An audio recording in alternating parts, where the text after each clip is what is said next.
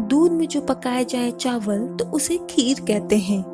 मोहब्बत में खाए जो ठोकर उसे तकदीर कहते हैं। लकीर की फकीर हूँ मैं तो उसका कोई गम नहीं। लकीर की फकीर हूँ मैं, उसका कोई गम नहीं। धन नहीं तो क्या हुआ, इज्जत तो मेरी कम नहीं।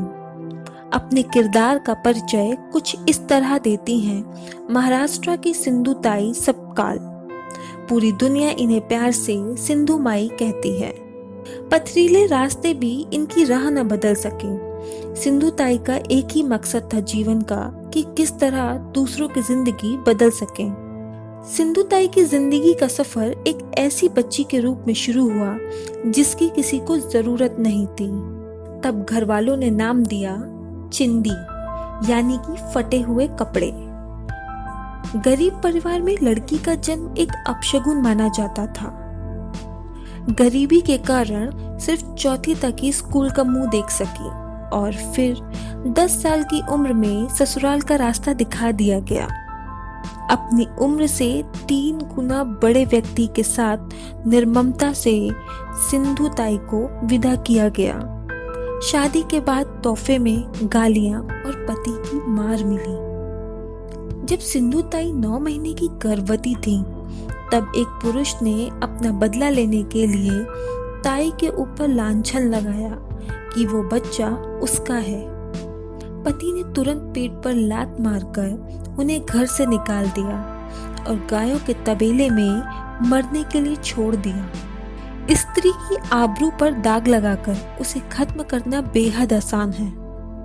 किसी के नापाक इरादे सिंधुताई की जिंदगी को खत्म न कर सके। बेहोशी की हालत में एक बच्ची को जन्म दिया।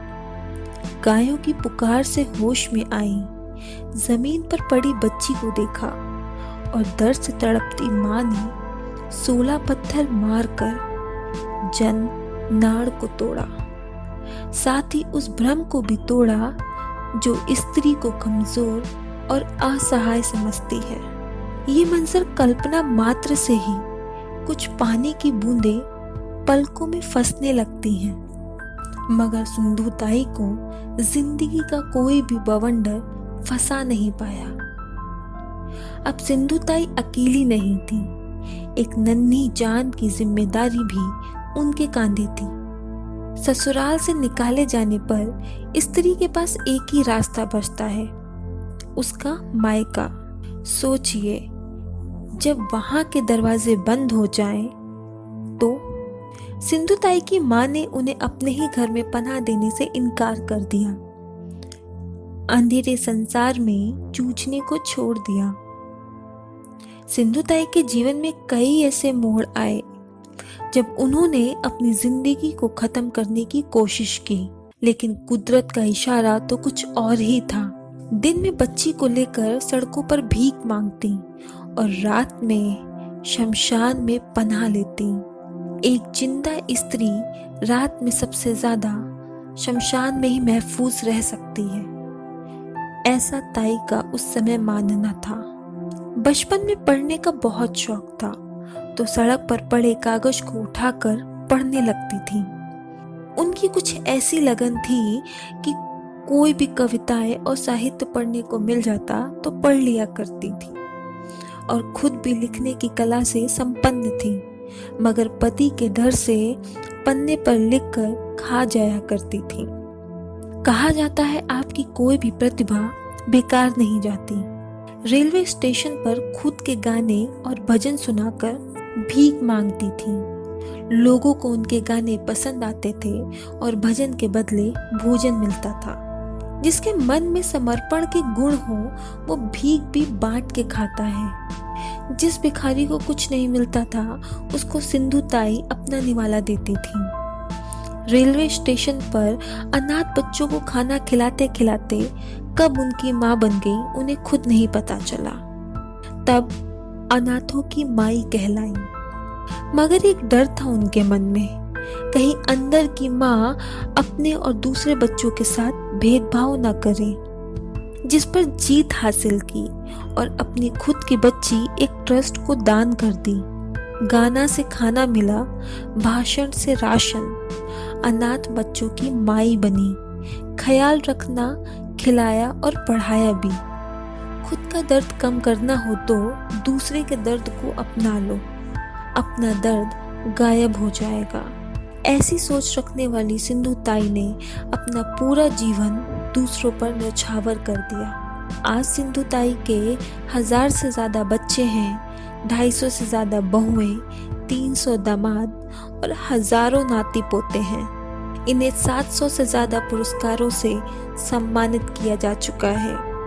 सिंधु ताई के जीवन से ज़रूर प्रेरणा लेंगे और कुछ हिस्सा दूसरों के लिए भी जीना सीखेंगे। जीवन है तो संघर्ष तो होगा ही, बस उसमें अपनी राह तलाशनी होगी। डट कर सामना किया जाए तो मायूसी भी मजबूत रहना सिखा ही जाती है। मुस्कुराते हुए चेहरे के पीछे का दर्द वो बयां करती और उनकी जिंदगी के कुछ प्रेरणादायक किस्से आइए सुनते हैं। मंजिल बहुत दूर है, जाना वह जरूर है, रास्ता मुश्किल है, मरना मंजूर है, ऐसा शेर मारते थे और फिर गाना बोलते थे कि हमसे न तू खाने की ना पीने की बात कर, मर्दों की तरह दुनिया में जीने की बात कर। लोगों को बहुत अच्छा लगता था। जिस मातृभूमि के अरे तू गोद में पला, जिसकी पवित्र धूल में घुटनों के बल चला, उसके फटे आंचल को तू सीने की बात कर, उसके फटे आंचल को तू सीने की बात कर, मर्दों की तरह दुनिया में जीने की बात कर। आपको ये एपिसोड कैसे लग रहे हैं कमेंट बॉक्स में ज़रूर बताएं।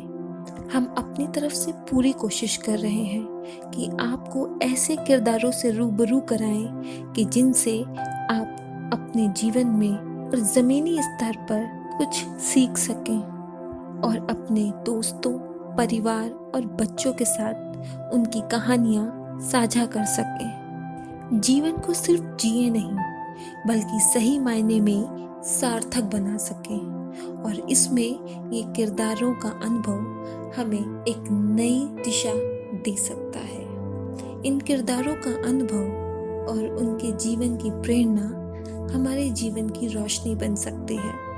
Thank you. अगर आपको ये वीडियो पसंद आई हो तो लाइक, शेयर, सब्सक्राइब ज़रूर करें।